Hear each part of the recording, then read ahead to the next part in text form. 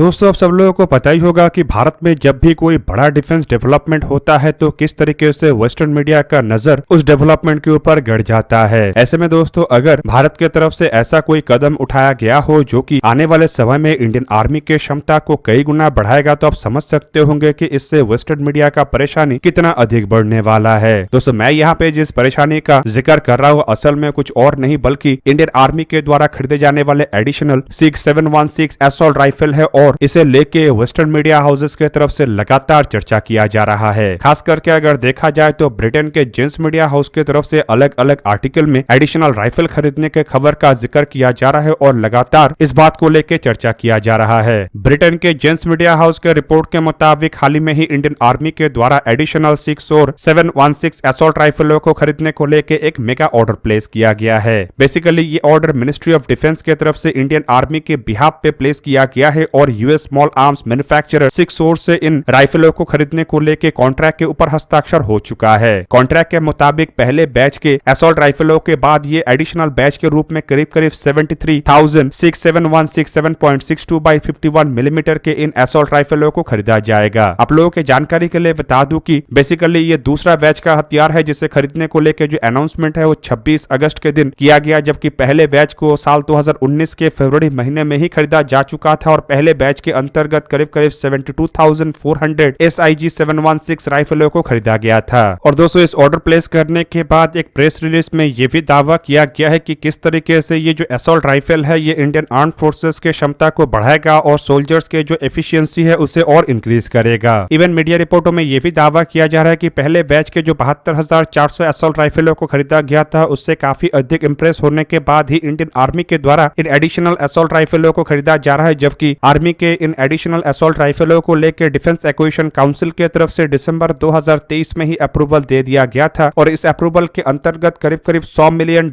या फिर कहे तो 8.4 बिलियन इंडियन करेंसी का खर्चा किया जा रहा है। हालांकि फर्स्ट बैच में जिन असॉल्ट राइफलों को खरीदा गया था उसे करीब $90 मिलियन के लागत से खरीदा गया था और ये पहले बैच के असॉल्ट राइफलों को असल में एक फास्ट ट्रैक प्रोक्योरमेंट के अंतर्गत खरीदा गया था जो कि इंडियन आर्मी के इमरजेंसी रिक्वायरमेंटों को पूरा करने के लिए था। हालांकि दोस्तों लगभग सेकंड बैच में उतना ही हथियारों को खरीदा जा रहा है, लेकिन यहाँ पे आप लोगों को बता दूं कि इसके लिए थोड़ा अधिक खर्चा किया जा रहा है क्योंकि समय के साथ साथ जो इक्विपमेंट है उसका वैल्यू और उसका कीमत भी बढ़ता रहता है। वहीं पे दोस्तों ये जो SIG 716 असॉल्ट राइफल है ये बेसिकली इंडियन आर्मी के बेड़े में इस्तेमाल होने वाले पुराने हो चुके इंडियन स्मॉल आर्म सिस्टम्स या फिर कहे तो इंसास 5.56 मिलीमीटर के असॉल्ट राइफलों को रिटायर करेगा, जिसे कि 1990 के दशक में इंडियन आर्मी के बेड़े में शामिल किया गया था और साल 2010 में ही इन असॉल्ट राइफलों को ऑलरेडी ऑब्सोलीट बोल के घोषणा कर दिया गया था। जबकि दूसरी तरफ आप लोगों को यह भी जान के रखना चाहिए कि असॉल्ट राइफलों को मॉडर्नाइज करने के लिए इंडियन आर्मी की तरफ से चारों तरफ से प्रयास किया जा रहा है, जिनमें रशिया से AK-203 जैसे असॉल्ट राइफलों को भी खरीदा जा रहा है और मीडिया रिपोर्टों के मुताबिक करीब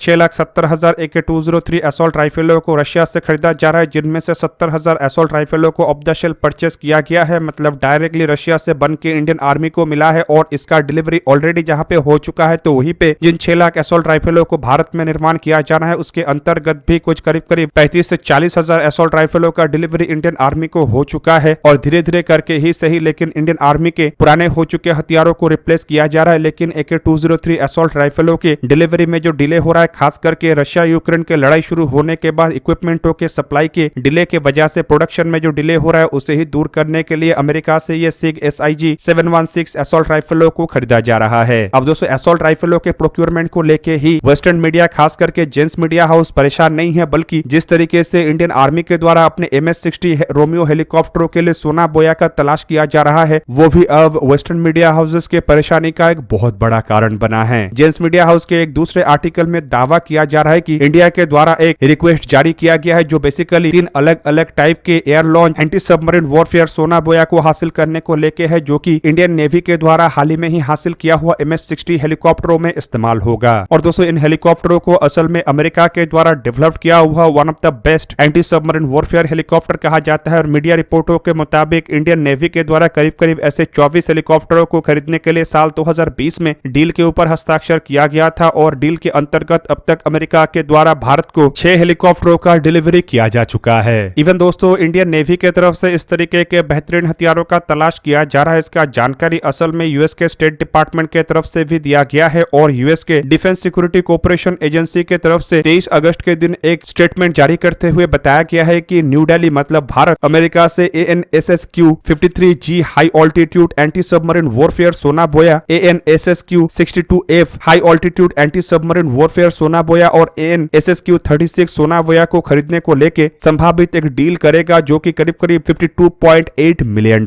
का होगा। और दोस्तों इसे लेके already US secretary of state के तरफ से भी अप्रूवल दिया जा चुका है और मीडिया रिपोर्टों के मुताबिक 23 अगस्त के दिन ही फॉरेन मिलिट्री सेल के अंतर्गत इसका अप्रूवल दिया गया है। और बेसिकली इसका सिंपल मतलब यह है कि भारत और अमेरिका के बीच में इन डीलों को लेके और कोई बाधा नहीं है और जल्द ही डीलों के ऊपर एक हस्ताक्षर होगा। अब दोस्तों ये जो AN/ASSQ-53G सोना बोया को देखा जाए तो ये एक multi functional detection, frequency and analysis and recording सोना बोया है जो कि पैसिव डिटेक्शन और कैलिब्रेट वाइड ब्रांच कैपेबिलिटी के साथ है। इस तरीके के सोना बोया में इलेक्ट्रॉनिक फंक्शन सिलेक्शन का उपयोग किया गया है। इवन इसमें कमांड फंक्शन सिलेक्शन और अलग अलग सेंसर मोड भी है जिससे कि सोना बोया का डिप्लॉयमेंट से शुरू करके इसके फंक्शनलिटी को कंट्रोल किया जा सके। जबकि दूसरी तरफ ये भी दावा किया जा रहा है कि सोना बोया में एक्वेस्टिक सिग्नेचर मोड के लिए जीपीएस लोकेशन रिपोर्ट कैपेबिलिटी भी है और ये करीब करीब 300 मीटर के डेप्थ में काम कर सकते हैं और इवन 9144 मीटर के ऑल्टीट्यूड से भी इसे लॉन्च किया जा सकता है। जबकि दूसरी तरफ जो AN/ASSQ-62F 5th generation all digital active detectional command active sonobuoy system है, ये असल में जीपीएस कैपेबल सोना बोया है जो कि पिछले के इस तरीके के वर्जन के मुकाबले में काफी अधिक एनहांस है। इस तरीके के सोना बोया को करीब करीब 460 मीटर या फिर कहे तो 1509 फीट के गहराई में इस्तेमाल किया जा सकता है और ये 9000 मीटर के भी अधिक ऊंचाई से दागा जा सकता है। जबकि तीसरा सोना बोया मतलब AN/ASSQ-36 जो है ये एक पुराने सोना बोया टेक्नोलॉजी है जो कि डेटा को रिकॉर्ड करता है और ट्रांसमिट करता है और इवन वाटर टेम्परेचर और अन्य वेरिएबल्स को काउंट करते हुए भी दुश्मन के सबमरीनों का पता लगाता है। अब दोस्तों इन सोना बोया को जिन हेलीकॉप्टरों के द्वारा इस्तेमाल किया जाना है, मतलब अगर MS-60 हेलीकॉप्टरों को देखा जाए तो ये दुनिया के one of the best anti submarine warfare helicopter है जिसे कि सी हॉक या फिर कहे तो रोमियो हेलीकॉप्टर भी कहा जाता है। मीडिया रिपोर्टों के मुताबिक इस तरीके के हेलीकॉप्टरों को ऑपरेट करने के लिए 3 से 4 क्रू मेंबर का आवश्यकता होता है और ये 5 पैसेंजर्स को कैरी कर सकता है। जबकि इसका जो क्षमता है वो इंटरनली 2700 किलोग्राम का है, हालांकि ये एक्सटर्नली भी पेलोड को कैरी कर सकता है और कुल मिला के करीब करीब 3000 किलोग्राम से भी अधिक पेलोड का क्षमता इन हेलीकॉप्टरों के पास है। इन हेलीकॉप्टरों के अगर आकार को देखा जाए तो इसका लंबाई करीबन 19.71 मीटर मतलब 64 फीट 8 इंच और हाइट करीबन 5.23 मीटर मतलब 17 फीट 2 इंच है। हेलीकॉप्टर का एम्प्टी वेट 6895 किलोग्राम और ग्रॉस वेट करीबन 8055 किलोग्राम है। जबकि maximum take off weight 10433 kilogram है और इसमें 2 जनरल इलेक्ट्रिक के T700 GE401C टर्बोशाफ्ट इंजन का उपयोग हुआ है। दोस्तों इन हेलीकॉप्टरों के अगर परफॉर्मेंस को देखा जाए तो मीडिया रिपोर्टों के मुताबिक मैक्सिमम स्पीड इसका करीब करीब 270 किलोमीटर है, जबकि नेवर एक्सीडेड स्पीड करीबन 330 किलोमीटर पर आवर है। हेलीकॉप्टर का रेंज 830 किलोमीटर और सर्विस सीलिंग करीबन 3700 मीटर है। जबकि हथियारों को अगर देखा जाए तो इसमें मार्क 64, मार्क 50, मार्क 54 जैसे टॉर्पेडो का उपयोग होता है और हेल फायर जैसे मिसाइल और पेंगुइन जैसे मिसाइलों का भी उपयोग होता है। जबकि एडवांस प्रिसिजन किल वेपन का सिस्टम का भी उपयोग और कई तरीके के मशीन गन खास करके M60, M240, GU-16A और GU-17A जैसे मिनी गन का भी उपयोग होता है। कुल मिला के दोस्तों अगर देखा जाए तो भारत के द्वारा जिन हथियारों को खरीदा जा रहा है उससे वेस्टर्न मीडिया हाउसेस के अंदर तिलमिलाहट इसलिए बढ़ा है क्योंकि इससे इंडियन आर्म फोर्सेस के क्षमता में वृद्धि होगा और लगातार भारत अपने एंटी सबमरीन वॉरफेयर क्षमता को इसलिए भी एनहांस कर रहा है ताकि इंडियन ओशन के अंदर जो भारत का दबदबा है उसे और इंक्रीज किया जा सके। दोस्तों आप लोगों को क्या लगता है कि वेस्टर्न मीडिया हाउसेस की तरफ से भारत के हथियारों के डेवलपमेंट को लेकर इतना परेशानी क्यों है? कमेंट करके अपनी राय अवश्य दीजिए। दोस्तों आज के इस वीडियो को यही पे करते समाप्त, किसी और एक दिन किसी और एक वीडियो में मिलेंगे। तब तक के लिए जय हिंद, वंदे मातरम।